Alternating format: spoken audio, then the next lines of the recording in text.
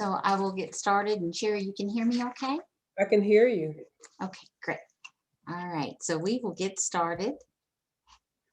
I want to welcome y'all to the conference. I am Tracy Schreckfer, and I am happy to be here for you for this breakout session. And the presentation title is Exclusion by Design, the History of Anti-Black Racism in the Child Welfare System. I would like to again share our university's land acknowledgement. The University of Wisconsin-Madison and the Sandra Rosenbaum School of Social Work occupy ancestral Ho-Chunk land, a place their nation has called Jope since time immemorial. In an 1832 treaty, the Ho-Chunk were forced to cede this territory. Decades of ethnic cleansing followed when both the federal and state government repeatedly but unsuccessfully sought to forcibly remove the Ho-Chunk from Wisconsin. This history of colonization informs our shared future of collaboration and innovation. Today, UW-Madison respects the inherent sovereignty of the Ho-Chunk Nation, along with the other 11 First Nations of Wisconsin. This presentation is being recorded, and then it will be available on our conference website at a later date, as will the slides. Before I introduce our speakers, just a few Zoom items. To access this presentation, you are required to provide your name and email. And this allows us to log our attendees and email you information on CEUs for this presentation, which we will distribute via email at a later date. Your cameras and your microphones will remain muted. We do have a Q&A feature where you can submit questions for our presenters. Please know that due to the large volume of attendees, we may not get to all the questions that are submitted. And I do want to say that Dr. Simmons Horton has said that as she is talking, if questions come up, that I'm welcome to let her know and ask those as we go along, rather than waiting until the end. Okay, so now what you came for. It's my pleasure to introduce you to our presenter, Dr. Sherry Simmons Horton. Dr. Sherry Simmons Horton is an assistant professor of social work at the University of Texas at San Antonio. She has over 20 years of practice experience in the child welfare system with a focus on addressing racial disparities present for Black children, youth, and families. Dr. Simmons Horton's research focuses on youth involved in the juvenile justice and foster care systems, referred to as dual status youth, with a focus on racial barriers for Black youth and resilience of Black youth and families. Dr. Simmons Horton sits on the Texas Department of Family and Protective Services Advisory Committee on promoting adoption of minority children, serving the needs of Black and other youth of color waiting for permanent homes. Dr. Simmons Horton, welcome. Thank you, Dr. Tracy. I'm calling you Dr. Tracy because I think I would just butcher your name.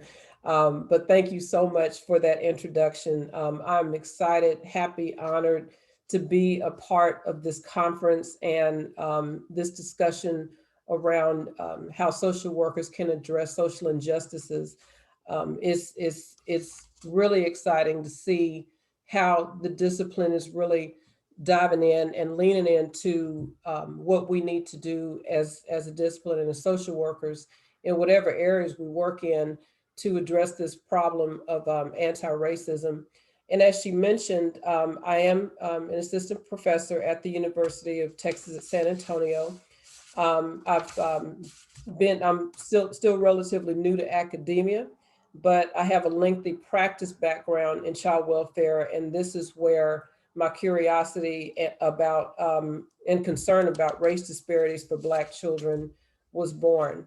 And so I'm hoping that the information today continues to inspire our work in addressing anti-Black racism, and also hope that we are able to move the conversation into some tangible practices to combat this problem. So we'll just get started. So in keeping with the theme of this great conference and social workers confronting racial injustices, I wanted to start with the language of anti-racism. This is kind of one of our newest buzzwords that we began to use more frequently describing the direction that we want to go and do and being more action oriented. And I'm really rocking with this term. I mean, it's not a term that we've always used because, sometimes language can be confrontational, but I'm really glad that we're using it. But I do want to call attention to the reality that the work of anti-racism has been around for quite a long time. You might not have called it that, but it's been around for a long time. And so I have this information up from the Fair Fight Initiative, which is led by Stacey Abrams, and it explains some of the roles that we have as social workers or anyone who wants to be involved in anti-racist work. And so our work, the anti-racist work does involve our recognizing and eliminating racist practices and policies and institutions. We are called through anti-racism to identify or call out white privilege, how that operates, how whites benefit from systems and only to the detriment of people of color, namely Black people, and our need to be dedicated to changing these systems. Anti-racist work also involves increasing awareness on the impact of racism on people of color and the limits to their opportunities. Anti-racist work involves us recognizing the historical context of racism as an indoctrination system and its central role in this country. And then lastly, our role in dismantling racist systems and institutions. So we have this language of anti-racism to guide us in being action-oriented in this work. And I do believe it is important to acknowledge that this work, which is abolitionist work, has been going on for decades. For me personally, as a social work child welfare professional, the child welfare scholars that I stand on the shoulders of include people like Joyce James, Dr. Ruth McRoy, Dr. Ruby Gordon, just to name a few. All of these have done work that we have called racial disproportionality work in the past. And so these concepts are not new, but the language that we're using definitely has changed, and we're being more action oriented and intentional in our efforts. So with that, I'll ask that you all indulge me for a couple of minutes so that I can provide you with some of the historical context into how we in America have come to this national cancer of racism, how it grows through the body of our regulatory systems, which say that they intend to support and protect children and families. And I want to start first with this idea or the constructs of race. So Dr. David Rodiger with the University of Kansas says, the world got along with race for the overwhelming majority of its history. The US has never been without it. Next, Toni Morrison, she said that there's no such thing as race, none. There's just a human race, scientifically, anthropologically. Racism is a construct, a social construct. It has a social function, racism. And so race and racism is and has always served as the function of creating superior and inferior groups. And sociologist Herbert Blumer referenced this as group position, where given the group, where he mentions given the superior group, which would be white people, over giving them power over inferior groups, which was typically Black people. And then lastly, I'll read this quote from James Baldwin. It is the American Republic which created the nigger. They created it out of a necessity of their own. The question with which the country is confronted is, why do you need a nigger? Well, if I were to answer that, I would say, well, there's three things that are the basis of the construction of anti-Black racism in this country. And those three things are this: colonialism, religion or religious bigotry, and capitalism. Now, I know that there's a lot of historical scholars out there, and much of this will sound like, something that you're already aware of. And I realize you're well versed on that background, but I do want to use this to provide a context to the connection of our child servant institutions as we know them today. And so what we know is that colonialism's goal was economic dominance, achieved through the imposition of Eurocentric religious and moral values on indigenous people, and Black slaves brought to this country solely for economic gain. We know that slavery was a labor system and influenced every aspect of colonial thought. including the development of superior and inferior relationships between Black slaves and white colonists. So, in essence, slavery was an economic empire. The connection of colonialism to religion and how white colonists justified white supremacy and the inferiority of Blacks and other people of color through the use of religious bigotry. And so this quote at the bottom mentions something that W.E.B. Du Bois said, which is whiteness is the ownership of the earth forever and ever, amen. He suggests a connection to white supremacy to religious justifications. And there's a quote to the right on this image here on the right, which gets into religious bigotry. The print is small to read, but I'll tell you what it says. It's not that I hate everyone who doesn't act like or think like me. It's just that God does. So I want to just be able to highlight that religious bigotry persists in this country and is evident in blatant justifications of intolerance, prejudice, and discrimination against marginalized and non-traditional groups or individuals, which include our LGBTQ plus communities, immigrants, and people of color. And then lastly, as reference capitalism, all of these things are done in terms of colonialism and religious bigotry for the purpose of, again, economic gain. And our currency reminds us of that. It mentions in the dollars that we pass through, in God we trust. So this is something that I think provides us at least some context around what our country's values are based on and how we then create systems around it. So what does that have to do with Black children and family? Well, the first commodity bought and sold for profit was Black children, Black adolescents, Black women, and Black men. This insidious strategy of separating Black children from their families for profit began with the empire of what we know as slavery. After the quote unquote abolition of slavery, this separation of Black children from their parents took on new strategies, namely that of convict leasing and Black codes. Convict leasing, as we know, is a Southern phenomenon that allowed for a legal loophole of the 13th Amendment, and it permitted private businesses and plantation owners to entrap, convict, and lease Blacks as prison laborers, which included Black children. Similarly, we know that Black codes regulated the activities and behaviors of freed Blacks and chattel slaves to harsh punishment and making them available for cheap labor. So then we see that slavery then continued, or the empire of slavery continued in new ways. What this meant for Black children is that they could be bound for free labor without the consent of their parents from ages as young as 6 years old until they reached the age of majority, which then was around 16 years old.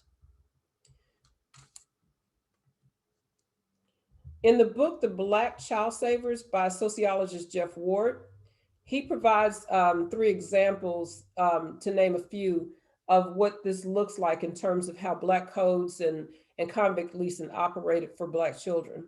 So he mentions, for one, Robert Day, a 12-year-old who was sentenced to, who received a life sentence for murder in the 1870s. 13-year-old James Harrington, who received a 10-year sentence for burglary and intent to rape. And then lastly, 6-year-old Mary Gay, who spent 30 days in prison and had to pay court costs for stealing a hat. And so that what we know is that we can draw some similarities between things that were occurring even early on and up until that were occurring early on to our more contemporary practices that we do have today. It would be a Anthony Platt's groundbreaking work where he did a study of critical social reformers and the creation of the juvenile courts in his book, The Child Savers, where he chronicles the evolution of how children began to be distinguished from adults in their development. And so this book covers a group of progressive Protestant do-gooder reformers, primarily religious white women, who were responsible for the creation of the juvenile justice system. This system at the time made no distinction between delinquent and neglected children and regulated the separation of urban immigrant children considered delinquent or wayward from their parents. And I just want to also say that how delinquent and wayward was, I guess, defined or regulated was based on Protestant moral values, Eurocentric values, that sort of thing. And that there was already a classist, racist system developing, even though Black children weren't included in this emerging juvenile system at the time.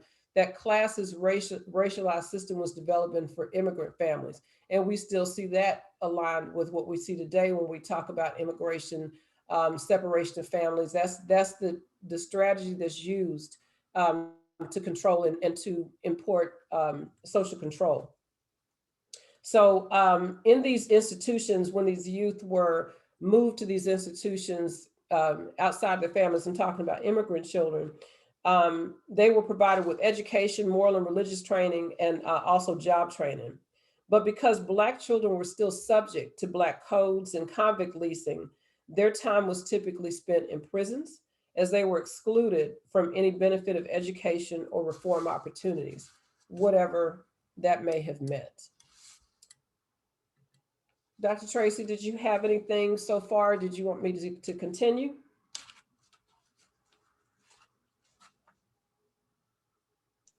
Sorry, I lost my unmute. I do have one question. Sure.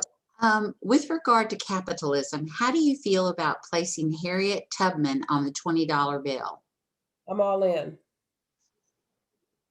I'm all in.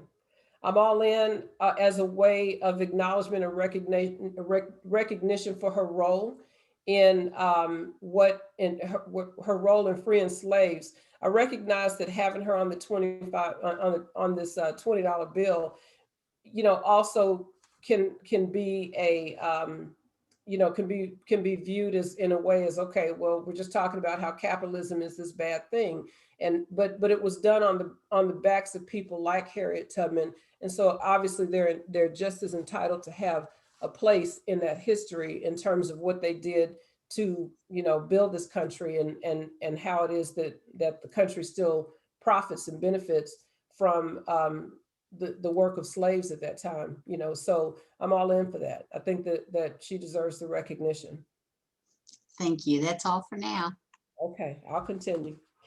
So we can now see, so we can see that we can't have a conversation about racism in the child welfare system without including that same racism in the juvenile justice system, as it was the juvenile justice system that had any form of real infrastructure and social control of families at the time. I've already introduced Ward's book and wanted to add to the pivotal work of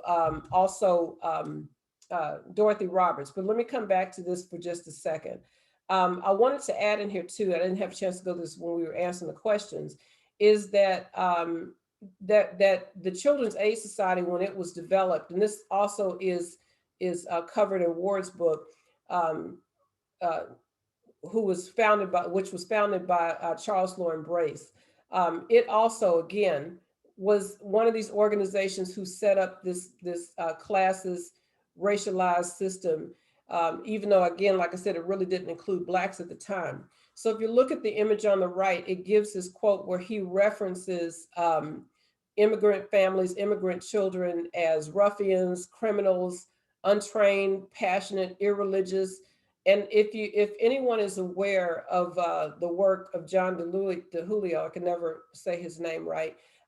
He was the scholar that was responsible for spreading the notion of the super predator, and where he also described Black boys in very similar ways to this. But again, I want to make the connection of how at the time that these systems were developing, the country was basing, and the systems were basing it on religious and moral values, and we want to train you in this way that makes you a good person and that sort of thing.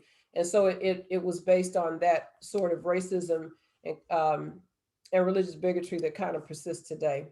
So as I was mentioning, the work of both Ward and Roberts has really done a lot to drive a lot of the work that I've done, or that I like to continue to do. And they both do their work and talk about the juvenile justice and child welfare system through this anti-Black racism lens, understanding a lot of this history that I've kind of shed light on today. And so I wanted to kind of just make sure to share that this is a lot of where some of this historical information can be found, or where you can get some really good information. So these institutions were racialized again long before Blacks were able to be involved in them. So during the time that Ward talks about the development of the juvenile justice system, the question of entertaining Negro children was not even entertained. Black children could not be included in the conversation about juvenile justice reform and what that meant.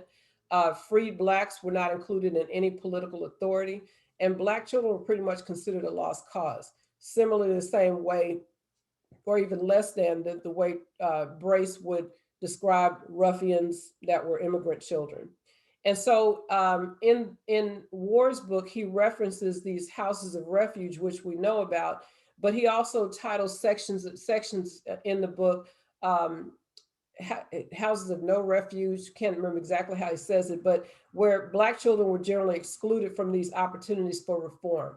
So even if there were available educational or reform opportunities or learning trade or any of that, there were at least anywhere between 8 and 10 years before Black children were even able to have houses of refuge.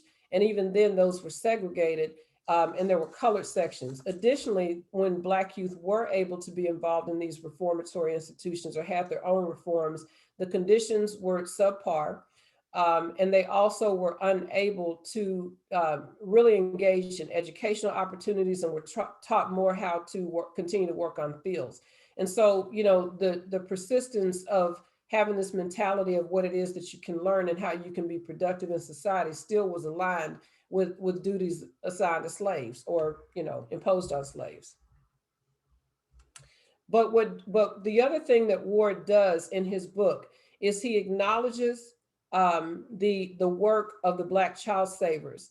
So we would think, if we only just kind of reflected on the history that many of us were given as we were growing up, or even in social work programs of the past, that there weren't necessarily an abundance of activists and even abolitionists thought from Blacks in the profession. But he does talk about this response to the absence of early history of racial inequality, and that there was a presence of Black activists demanding reform for Black children.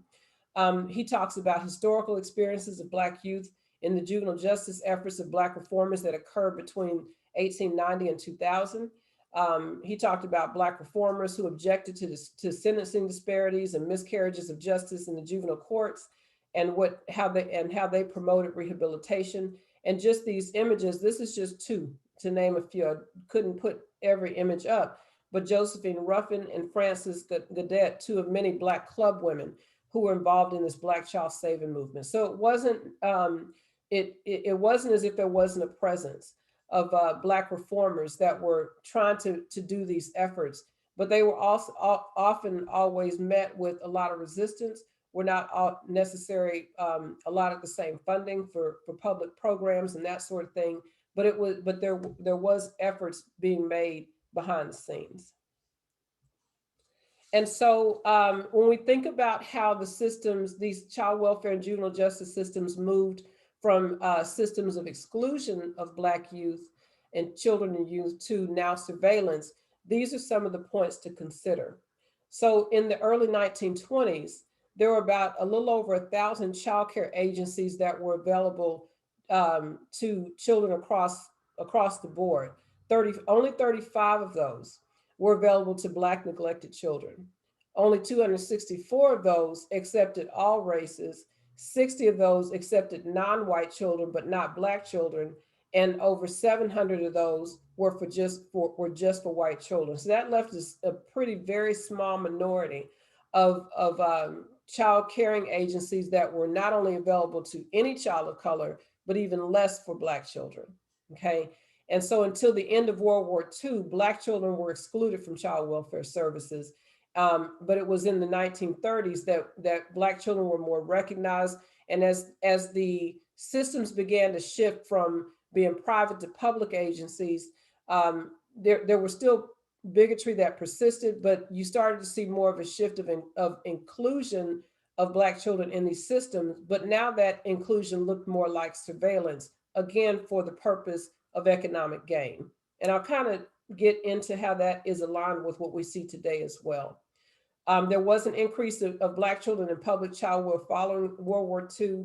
And as of the 1980s, the child welfare system's relationship to Blacks included a total increase in the size and number of the foster care population and an explosion of Black children.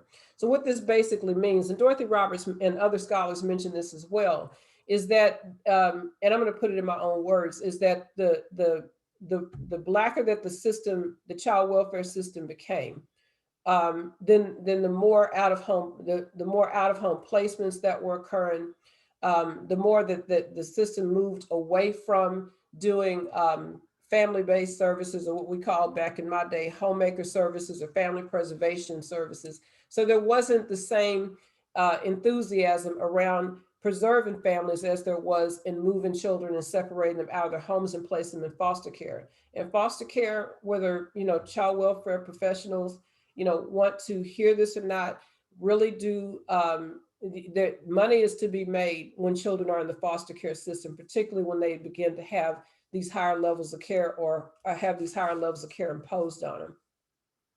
So, but the child welfare system, again, felt like they were freeing children from these, significantly abusive homes, so that they could be free for adoption. And so I'll get into some of the policies around that too.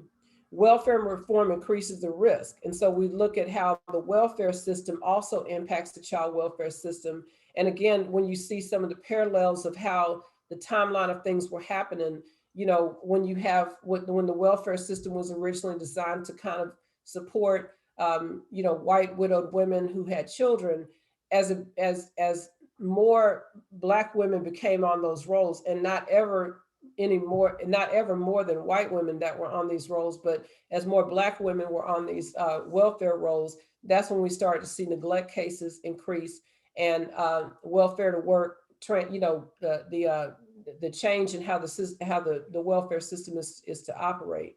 And so, poverty became the new way that the new reason that we remove and separate children from families, and not that abuse was not happening, but not nearly the cases of removal for child neglect.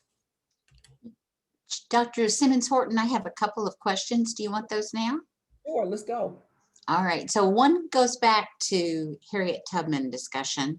An attendee says, I agree, however, does it further amplify the negative imagery of Black people being slaves and beneath their white counterparts? Why not Obama, since the pattern is of presidents being depicted on money? That's a good question. I'm going to give you what was my position on that. I don't necessarily feel like the images of Black people enslaved needs to be something that we don't talk about or hide. In the same way that anti-racism, white supremacy, a lot of the stronger language sometimes makes folks uncomfortable. I think these images makes a lot of people uncomfortable as well.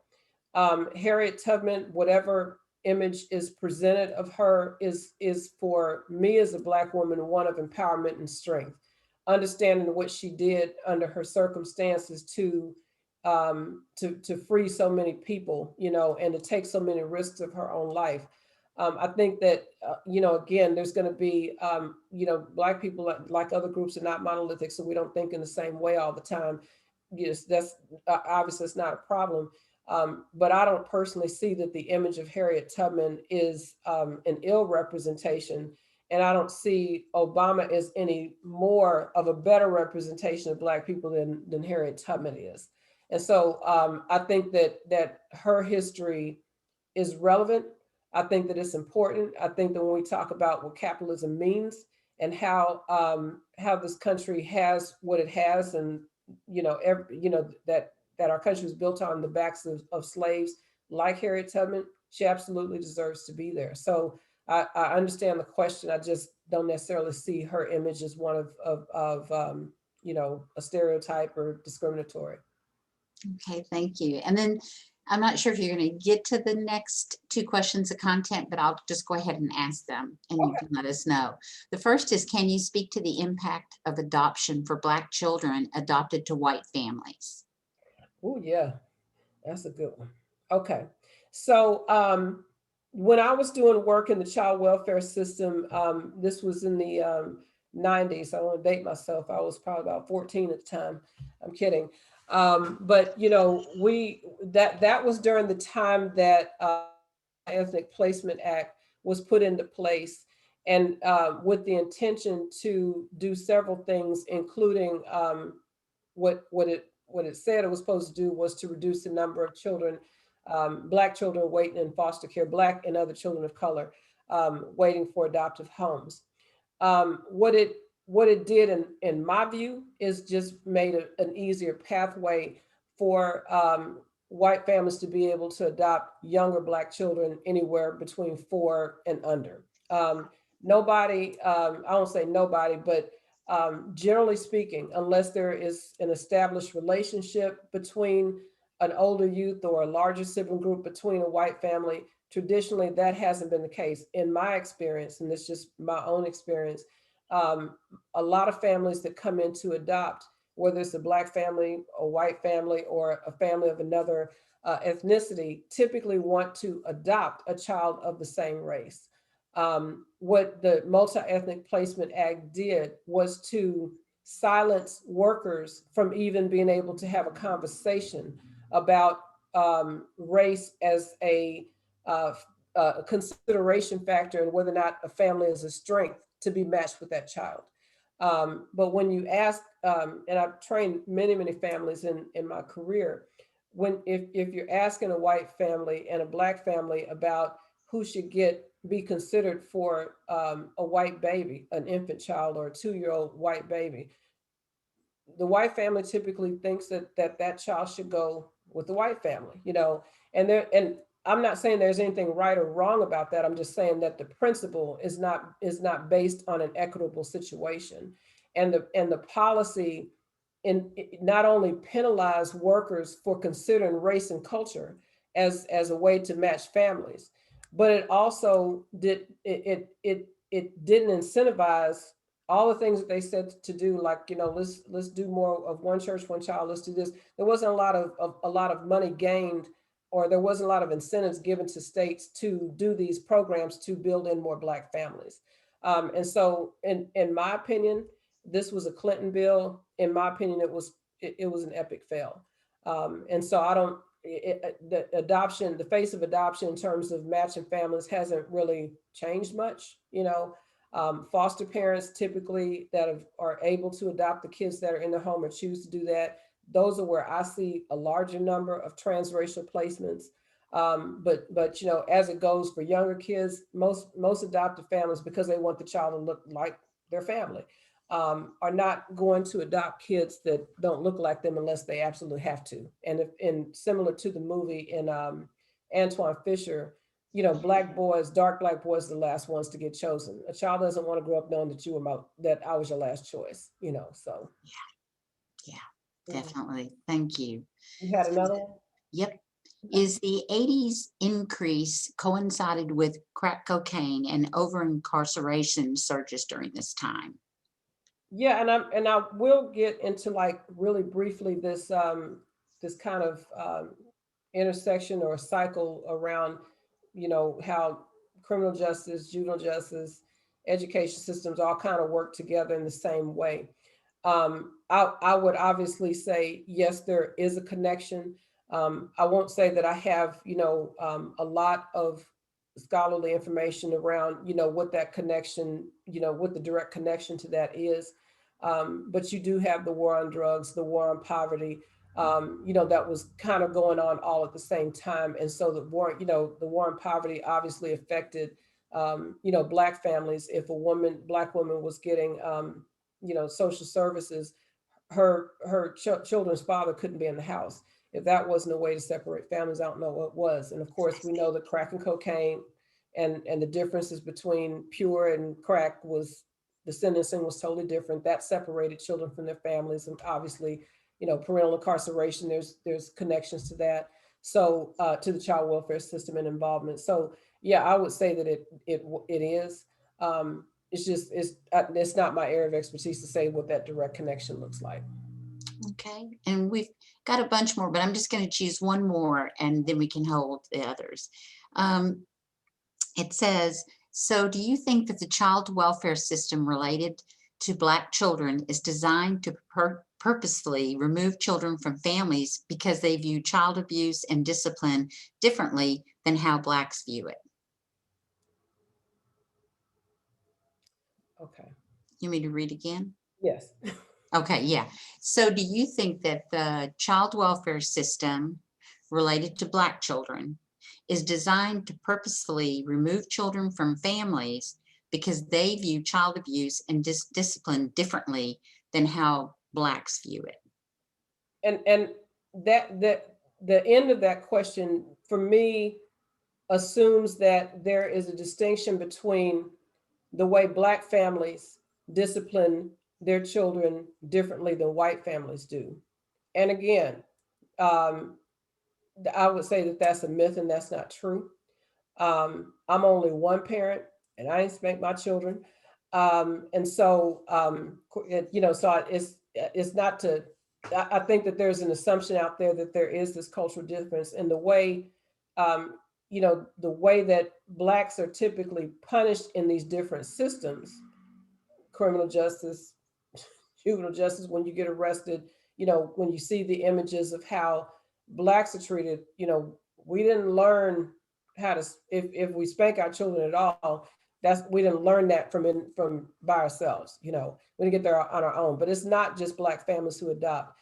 I think that there is a way to view, I think that what happens is this idea of stereotypes. Black families spank their children. Black boys are bad. Black girls are this, and so all of these stereotypes are built into how the system or states may assess risk, and so they look at one family with a high level of risk based on stereotypes, and another set another race of family another way based on stereotypes that make them look better. So I don't think. I think that is built into these processes that are based on stereotypes and racialized practices that go back. And so, and I can get into that in a little bit, but there are some ways that we've been indoctrinated and ingrained to think about Black families that we don't think the same way. We haven't even always called, when we think about Black adolescents, we're seeing them as adults. We don't view them as children. They're no more different children than anybody else. So I think that's probably the myth. But there's some systemic things go on, but it doesn't have anything to do with how Black families how Black families discipline their children. That's an assumption that I would probably disagree with. Okay, thank you. Well, go ahead and we'll stop again sometime.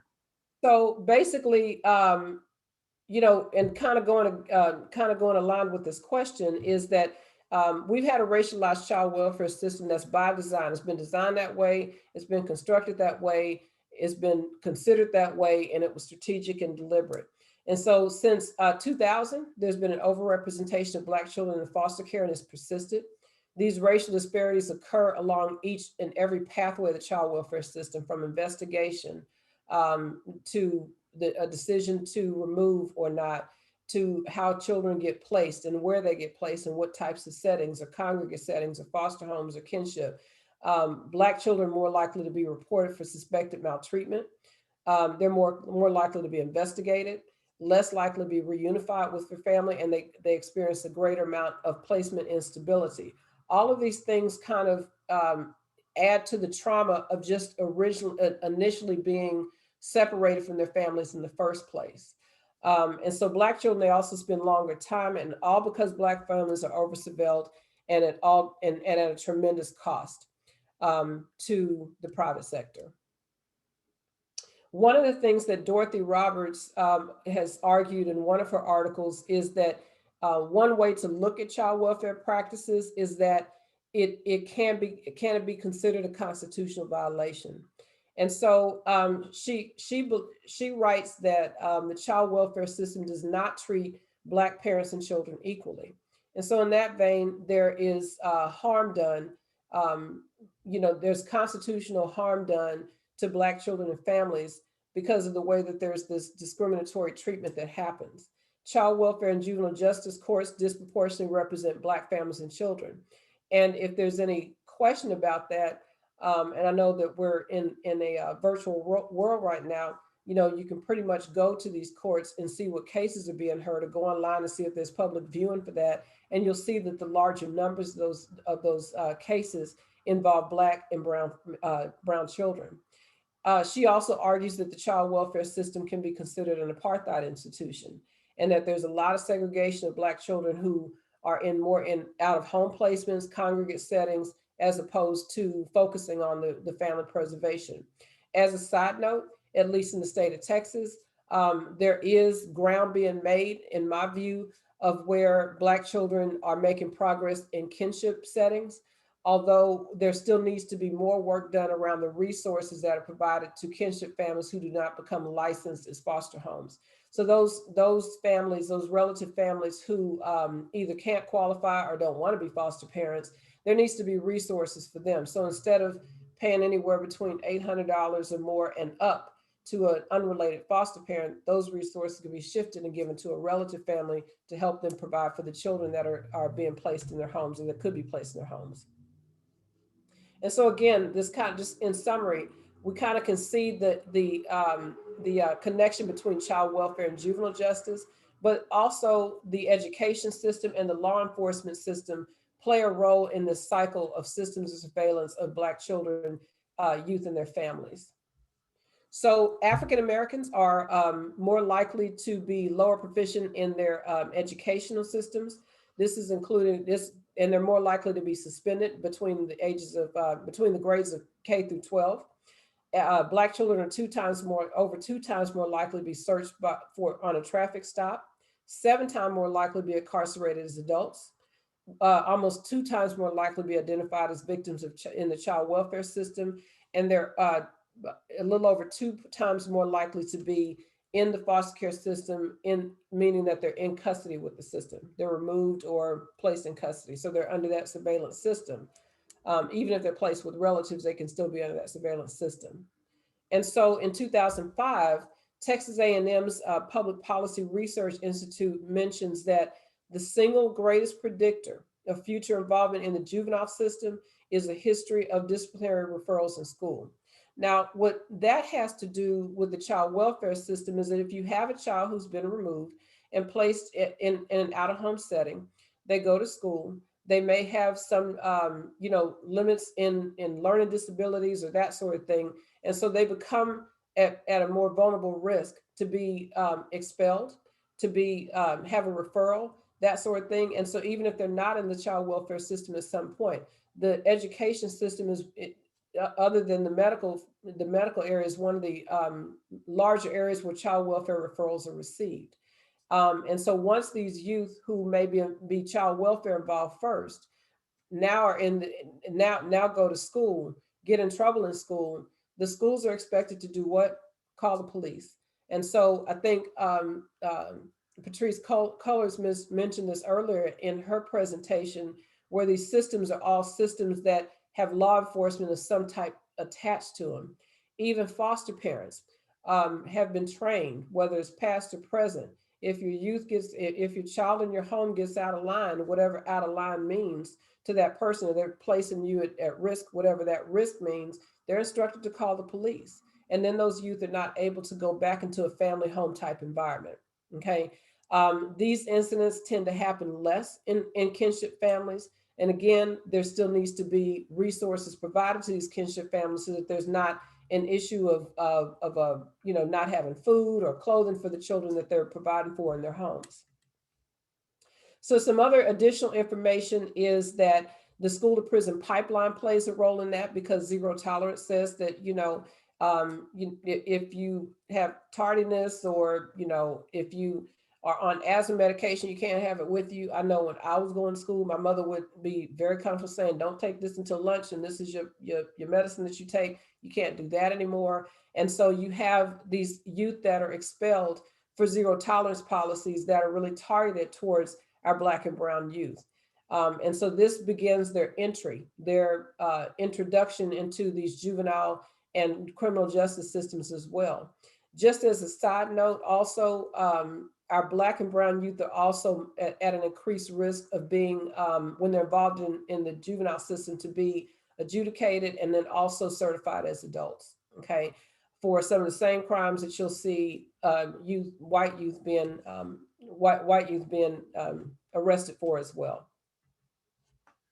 And so this just gives you an example of what we're seeing today.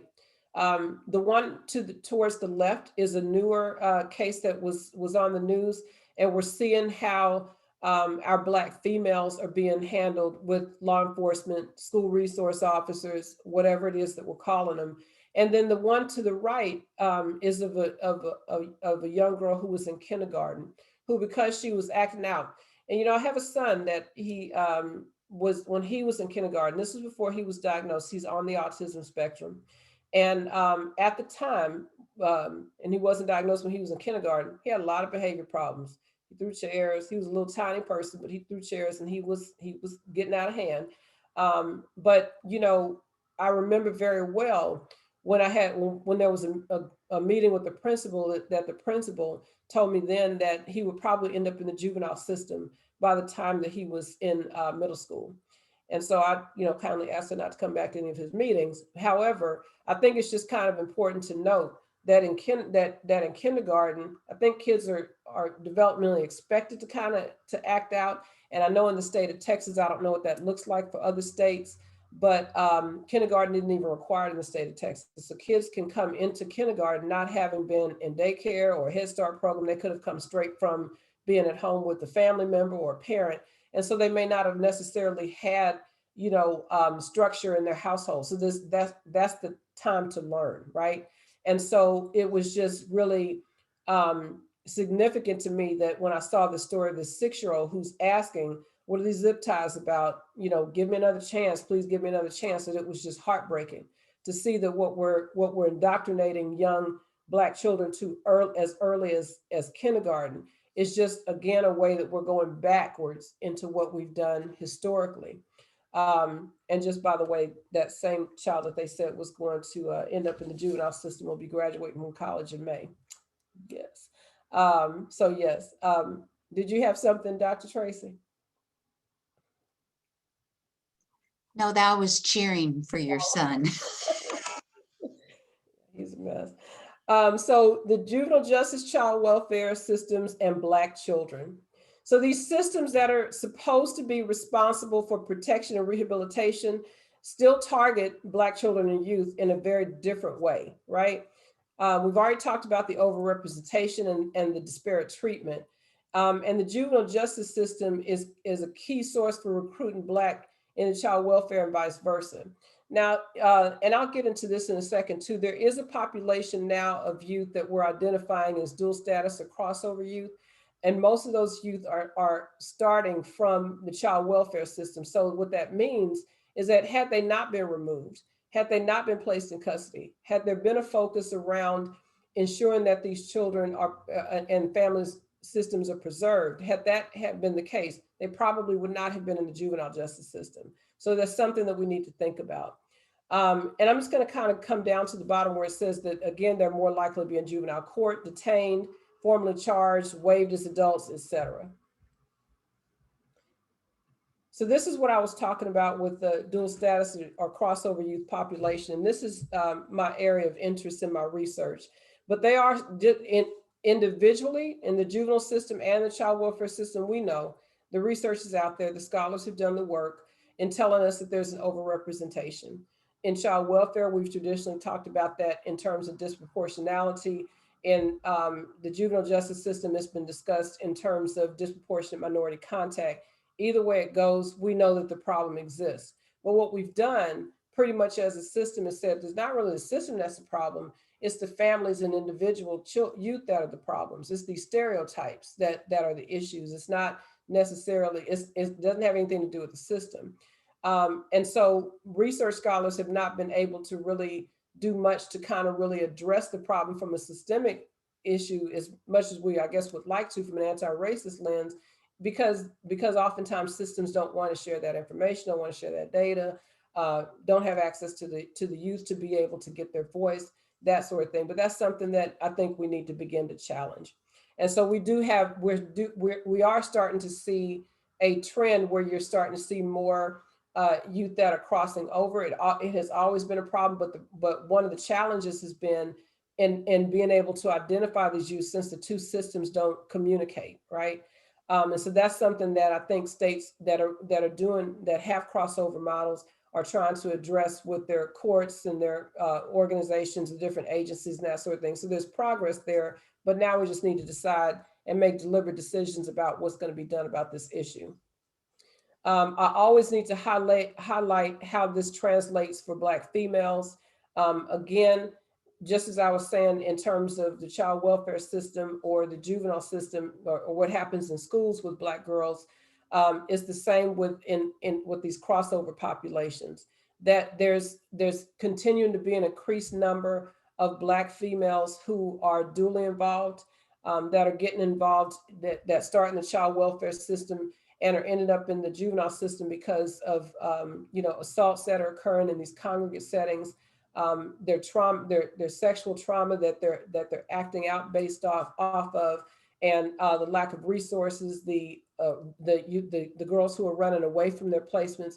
That's really common. So we're taking children who we say we're protecting, and putting them in these circumstances that are more traumatic, that are then having them act out, and we're not providing the same amount of services or resources to, and then we're punishing them by placing them in the juvenile system subsequently to their being involved in the child welfare system. Dr. Tracy? Yes, I have a couple. The first is, could you speak to how an individual social worker in the child welfare system can respond to racism? I had a case of a young Black woman who had a CPS report made on her for a pretty minor thing, and an investigation was opened, which I'm sure if she was white, the report would not have been made. When I think of systemic racism, this is the case that always comes to mind. Yeah, that's hard. Patrice Cullors mentioned this earlier today, and then when I did participate in the white supremacy symposium that was last week, and then they had the other one that was prior to it. One of the things that that I have to say that I do feel for those workers that are on the ground having to work inside these systems. And I am going to get into whether or not we're complicit in this continued perpetuation of anti-racism, anti-Black racism. So what I'll say is this, is that, one of the things that Patrice mentioned earlier is that we need to be challenging in our everyday work. If we're presented with a risk assessment that has us checking the boxes, and as the boxes continue to accumulate, it says that risk is assessed. We have to ask, okay, what is it that's going on right now that is causing us to say we need to remove this child, or that this child needs to be separated from the home? What else can we do other than remove? How do we make that a last resort? When you're doing a risk assessment, you're taking a risk assessment, you're checking the boxes, you're making a recommendation to your supervisor, and that's kind of the process, right? And so I think that one of the things that we have to kind of do as we get more into this anti-racist practice is that we have to question everything that we're doing. Every day waking up in the possible reality of shoes of someone who would be separated. I don't have child welfare experience, my children, in terms of being in those systems and lived experiences that they call them. And I don't, and I haven't, my children haven't had that either. But I wake up every day in a reality of being a Black female, having Black sons. And so there's a connection that I can make to, if this was my family, I wouldn't be okay with that.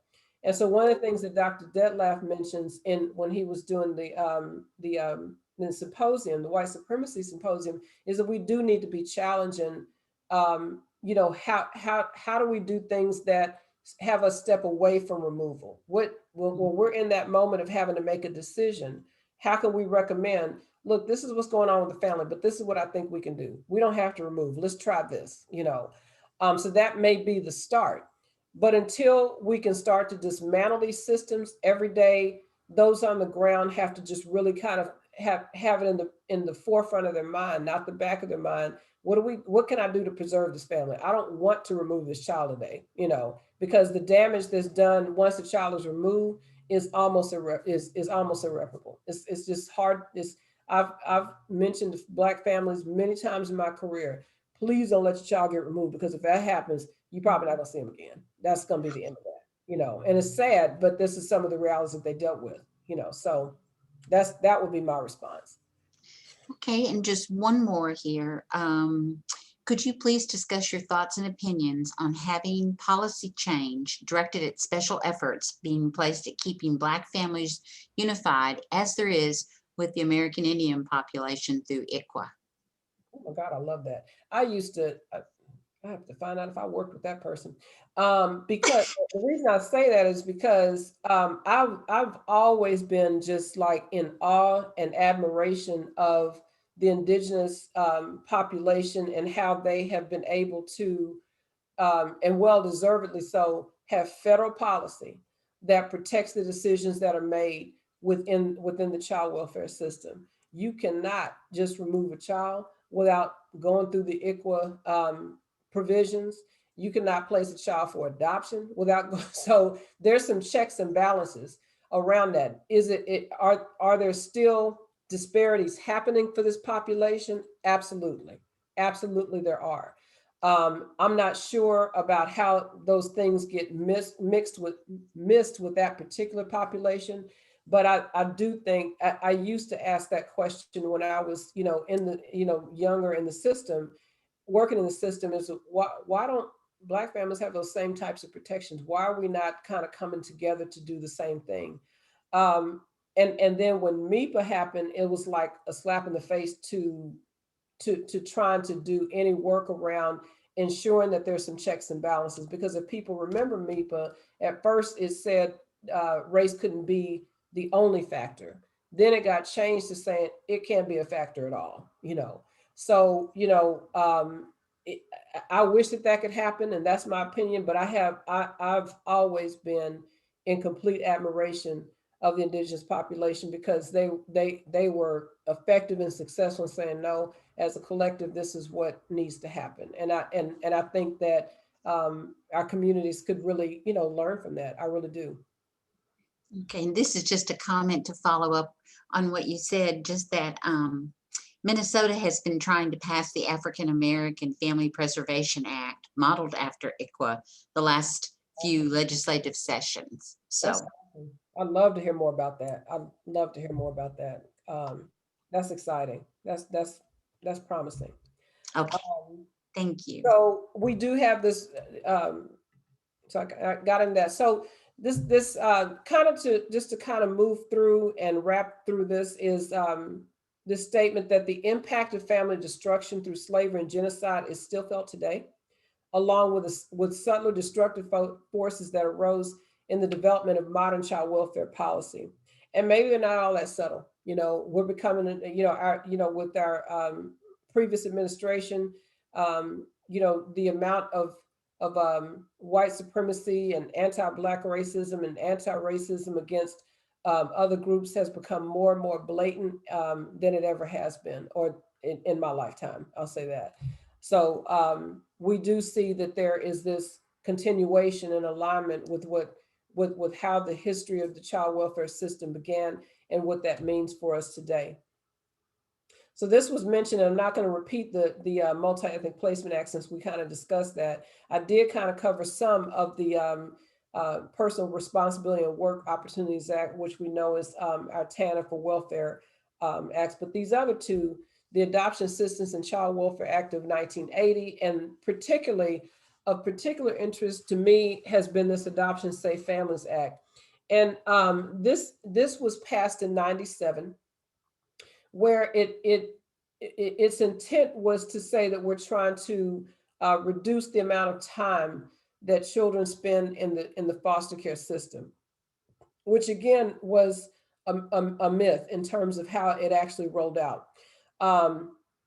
So it required child welfare agencies to seek termination of parental rights between 12 and 24 months. So if we're talking about that connection between, say, drug use or mental health issues, that sort of thing, if we have family members or people close to us that we know that have had some of these experiences, we know that those issues are not easily resolved in 12 to 24 months.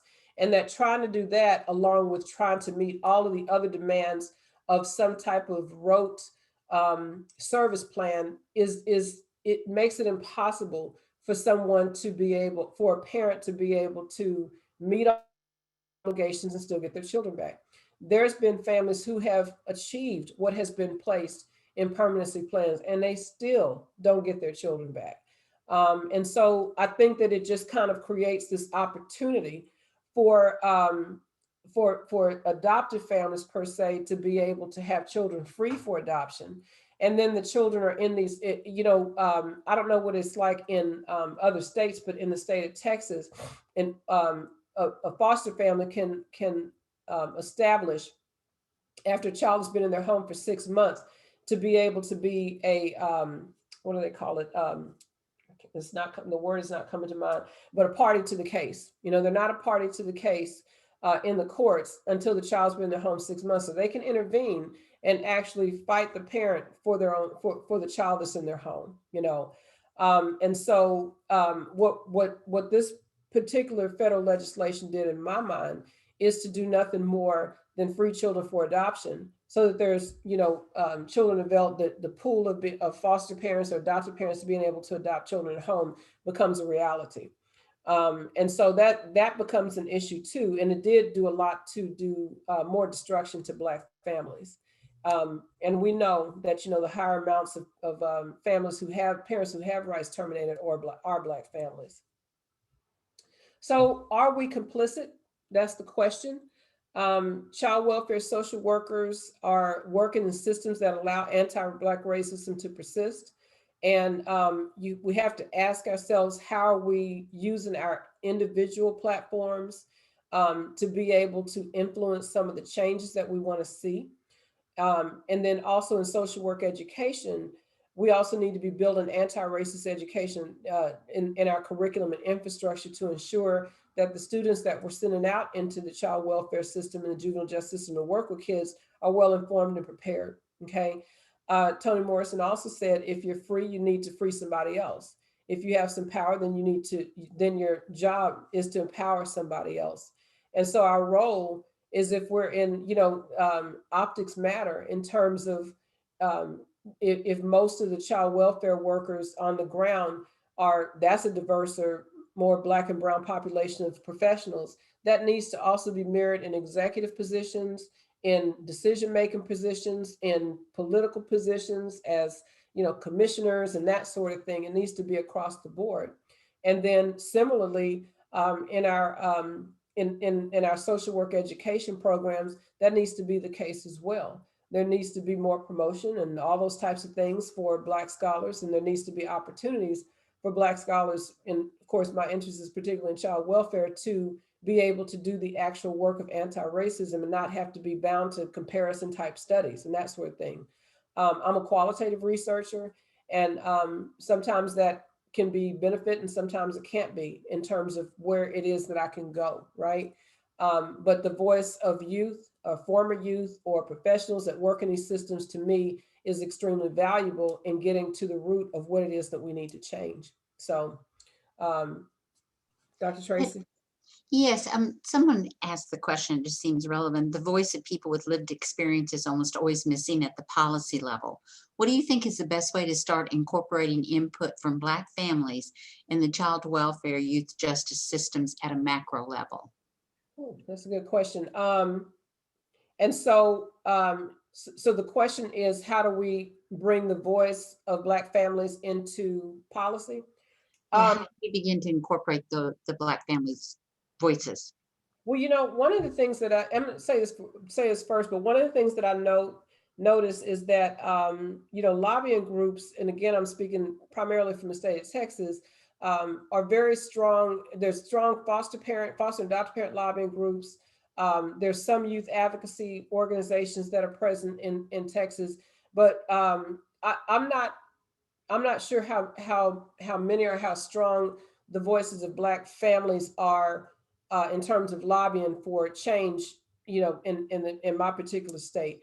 And that's something I would like to be able to see or be a part of or try to culminate.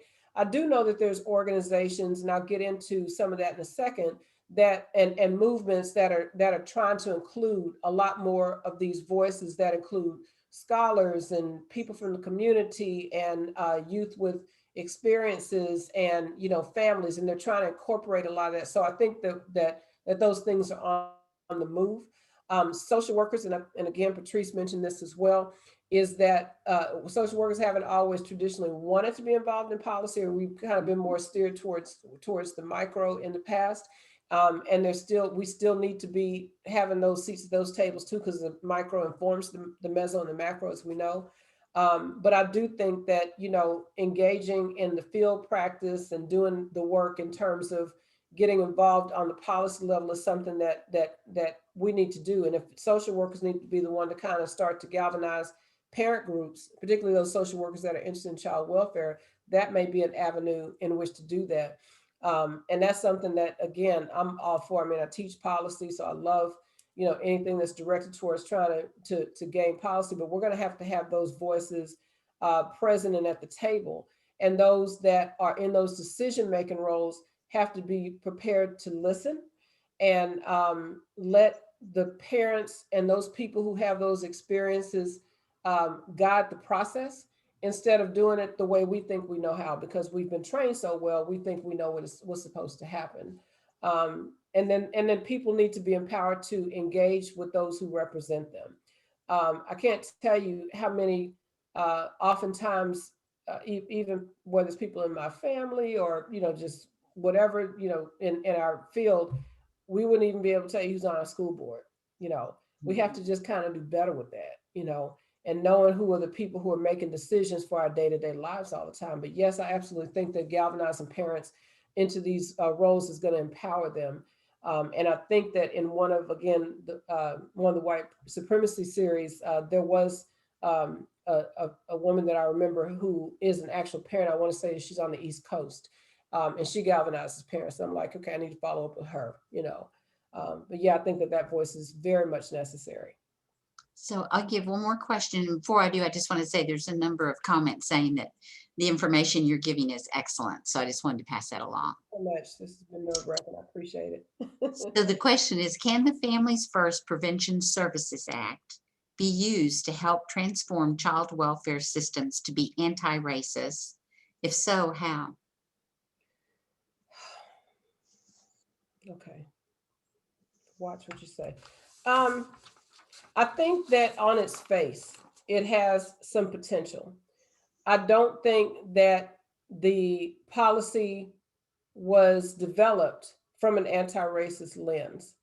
And so whether it's the Family First policy, and I won't get into specifics about that so much, but whether it's that policy or any of the ones that we have existing, how that, I guess, trickles down in terms of practice, everyday practice and decision making and that sort of thing, has to be about doing it through an anti-racist lens. And that's going to require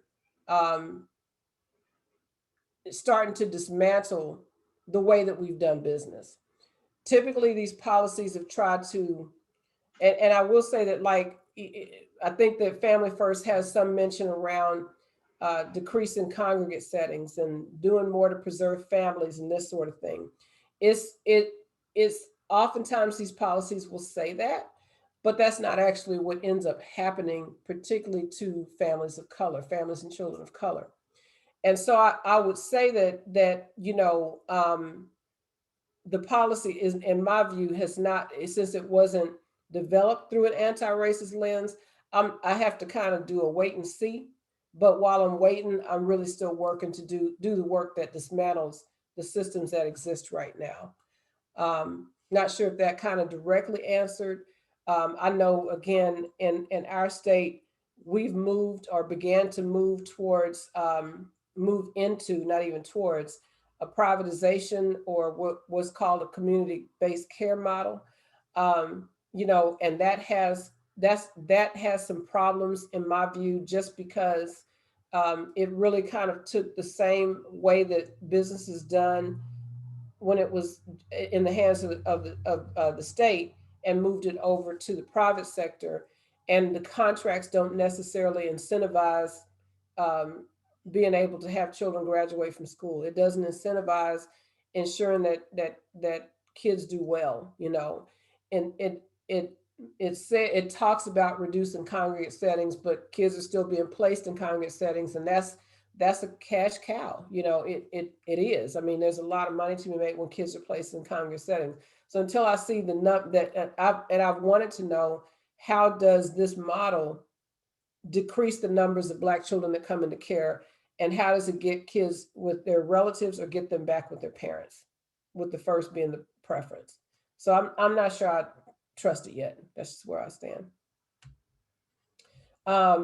So everybody by now has read, hopefully, read or reviewed Kendi's book, Dr. Kendi's book, where he gives us kind of like a guide, kind of like even, a handbook of what we need to do to begin to do this anti-racist work. And so since I've been answering questions, I'm not going to go into these. I hope you've had a chance to review them. But Kendi has spoken to many at many of these functions, and and I'm sure many have reviewed this book inside their own departments or with their own colleagues. But I will say that I completely endorse the methods that he's talking about, that we do need to begin to start to end policies that are very blatant about who gets targeted, who gets surveilled, and what that looks like in terms of the work we need to do.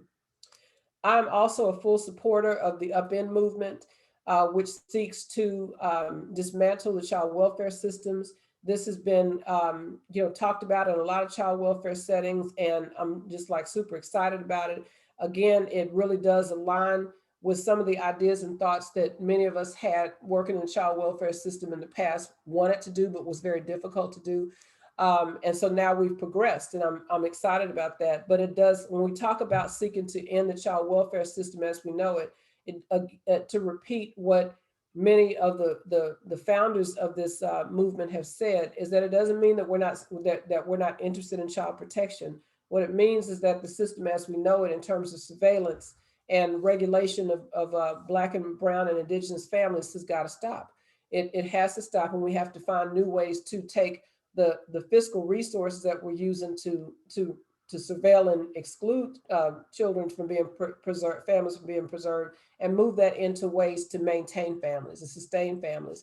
That's the best way that I'm able to kind of summarize that. I think it's really important for people to get more information about it. And even if there is like some trepidation around, well, what does this mean for my work? And it's common to think that we've done this way, that we've done things this way for so long that maybe we can't really think about what it looks like not doing it this way. But we have to reimagine it. And even if that reimagining becomes gradual for many of us, that's what we need to do. But the way that we're doing it, we just can't keep doing it that way anymore. We have to stop doing it that way at some point in order for us to really make some change. So, I was talking about this a little bit before, but I am going to push and advocate for the qualitative voice to be heard more in the research that's done in the child welfare professionals. I think that mixed methods can be a very valuable thing, and I also believe that we need to do, as social workers, more collaborative work. My bachelor's and master's is in social work. My PhD is in juvenile justice. I encourage social work scholars to engage if you haven't already, particularly our juniors and junior faculty and those that are in doc programs, to do collaborations with those in juvenile justice, education, Black history, that are part of Black studies and that sort of thing. we need to be integrating our work to be able to make it more effective. And I think that that's where we're going to be able to connect ourselves to more resources for the work that we do so that we can really impact a lot of change in policy. But by and large, the whole idea is to be able to get the youth voice out there. I've talked to a number of youth who were formerly involved in these systems, and they're saying the same things. And they're talking about their experiences and how they didn't have opportunities to have normalcy or be able to even know what their medical history looks like. They don't know when to go to the doctor on their own. They don't know what medication they're on. All of these things kind of happen and we're just kind of walking these kids through the system, picking up the check, and when they're 18, we're kicking them out because there's nothing more than they can do for us. It's just really an unfortunate, unfair situation to these kids. So their voices really do matter. And so I'll end with this, is that there's a quote that says, nobody is free until everybody is. And it's our responsibility in our work to reach back and do it once we get where we need to be in our roles and positions. We need to be using that platform to do the work of anti-racism. It's not going to be easy. It takes a lot of courage and reckoning with ourselves regarding what it is that these experiences are that Black children and families have had. And really, again, just understanding that, okay, we're not perfect, but we can do more. And the last thing I'll say is that we need to be able to listen.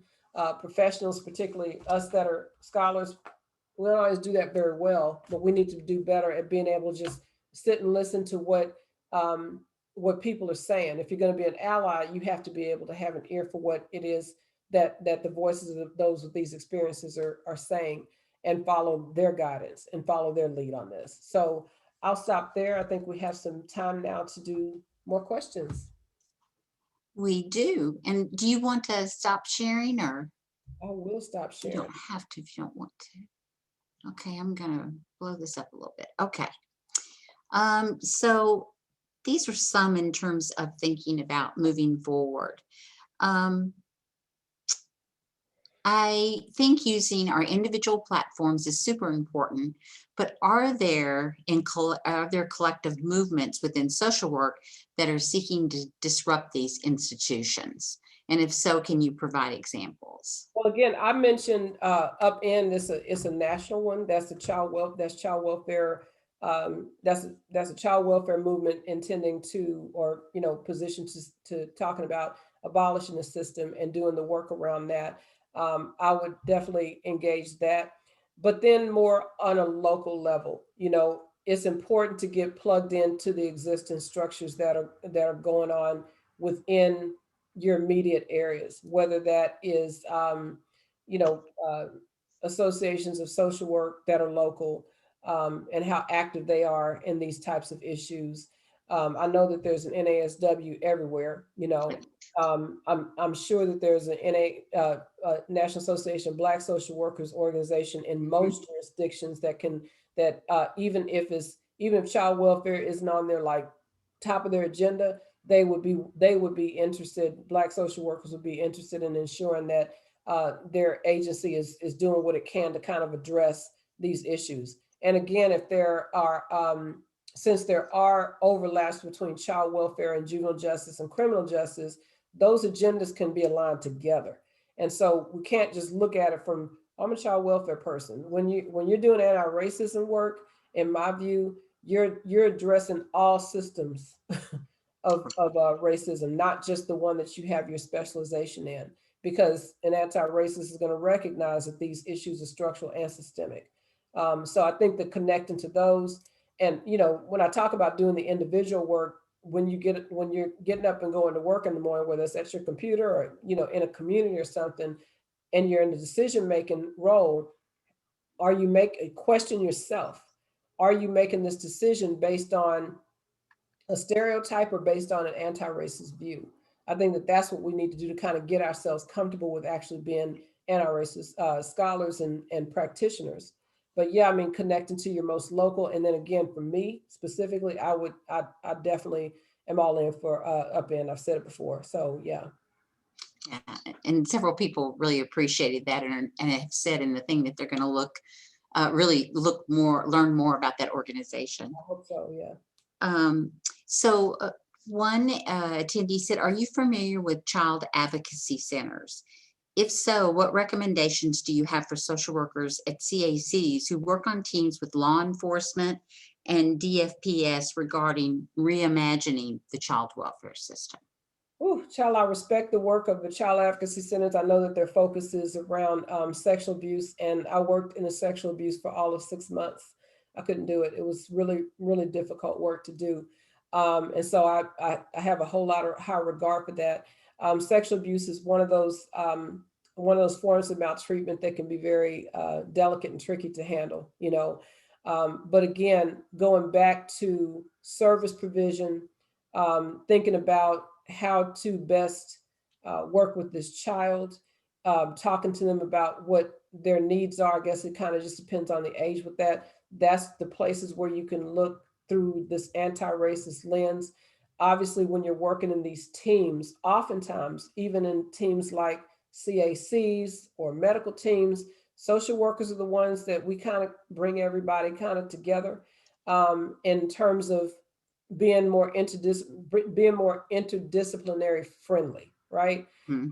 And so um, although it may not necessarily be in our job description, it kind of is, because we kind of have to understand things from the perspectives of the law enforcement, from the parent, from the educator. They don't necessarily have that training that we have. So it's going to be up to us to be at those staffing meetings and ask the questions that need to be asked around, okay, are we really looking at this through this intentional anti-racist view? Still preserving protection, you know, and when we're talking about sexual abuse and assaults and that sort of thing.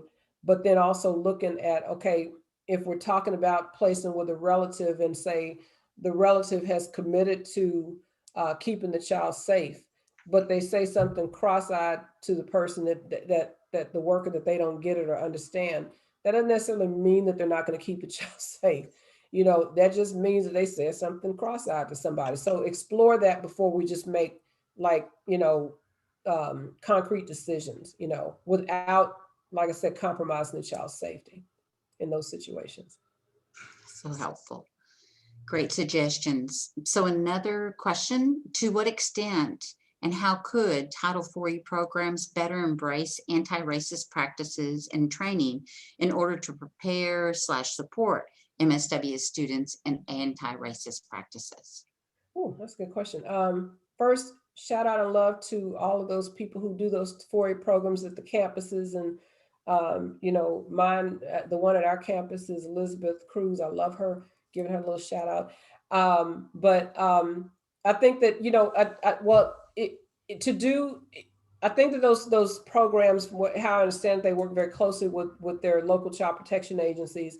And so, you know, it is it can be embedded into the social work curriculum if that department is starting to again move in that direction more very intentionally, and that sort of thing, where the child welfare courses are taught, and the syllabi and all of that have these the literature that's read, or the books and things that we have, all the tools that we use that are done through this anti-racist lens. But then as they go into practice, I guess in their field opportunities, they have their I'm gonna, well, we call them as the all-in-ones, but their plans that when we're asking the questions as the liaisons, we need to address these anti-racism questions when we're communicating with the field instructors and that sort of thing.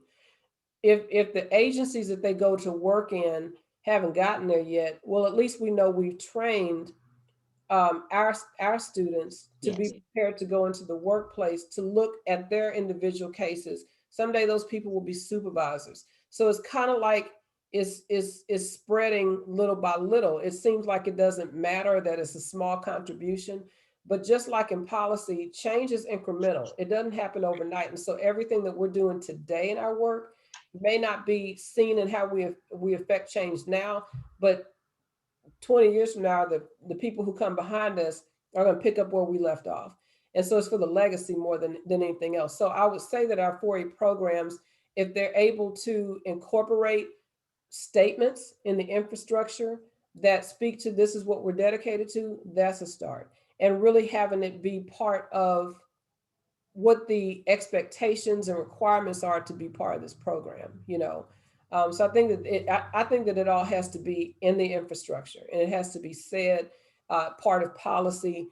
I know that we had in the previous administration a situation where we were dealing with trying to decide or something about the president then wanted to not allow for diversity training or something Yes. you were saying. Yeah. And I think that has been changed since the new administration took hold. But you know, we have to have these things in our policies. It has to be part of an accountability structure that if you're not following it, you know, that's an accountability in terms of how you get rated. I mean, I think that those things matter. Yeah, those are excellent suggestions. I completely agree. Mhm. This one goes right with this, and I think this will be our last one. It says, what would your hope be for the new Biden administration and beyond to repair the harms caused by the historically racist child welfare system? Well, obviously, in terms of child welfare, again, because there's so many other systems that overlap with that. His administration, I hope to see is consistent with some of the things Patrice mentioned in terms of addressing law enforcement. Because I think that if we're addressing one of these surveillance systems, then it has benefit across the others, even if we don't get to specific child welfare issues right away. I would love that. I'm just not sure of how much of that is actually on the table or how much of that can be incorporated into the policies that we're looking to address through these law enforcement reforms, these police reforms. Mhm. So I think that, you know, one of the things that is always on the political platform in elections is, you know, one is gun control and one is, you know, healthcare. And then law enforcement, our law and order state is always something that's on the table. So how that gets reformed, I think really has a trickle down effect to have positive influences on child welfare and juvenile justice systems as well. And so we just have to have our policy advocates throughout our country ensuring that there's language or things that address children as well through those reforms as well, because that's child welfare reform is very difficult to kind of achieve by itself, so it has to kind of be in this bigger bubble. So Thank you. Thank you. So, I want to thank you so much, Dr. Simmons Horton. Everyone I'm getting so many, it's excellent, it's excellent. So people really valued this. And I want to thank everybody that's in attendance for being a part of this event and for your commitment, and your efforts to confront racial injustice. Um, so in terms of CEUs, so please watch for an email with a link to complete, first of all, an evaluation today on the presentation, and then a separate email regarding your CEUs. And then some people have been concerned about whether we got their information, but your information we know has been automatically collected if you logged into your Zoom account. And Aaron Rosh is going to be sending an email this afternoon to confirm your attendance. So if you don't hear from him, reach out to him. And then we hope to see you next week, part 2, February 12th. And we just thank you so much. And thank you again. This has been great. thank you, everybody, and happy Friday. Yes.